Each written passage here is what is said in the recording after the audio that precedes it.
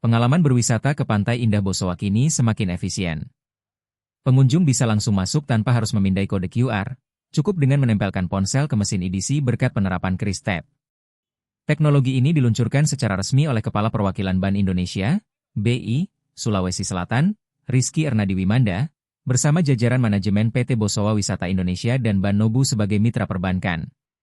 Direktur Utama PT Bosowa Wisata Indonesia, Rama Junior Saputra menyebut, Kris Tap akan mempermudah transaksi di kawasan wisata tersebut. Kadang kita terkendala penukaran uang kecil, sekarang tinggal tempel dan langsung masuk, kata Rama. Kris Tap akan diterapkan tak hanya di pintu masuk, tapi juga pada berbagai merchant dalam kawasan Pantai Indah Bosowa. Dengan rata-rata kunjungan 1.500 orang per hari dan hingga 5.000 saat akhir pekan, kemudahan ini diharapkan makin menarik wisatawan untuk datang.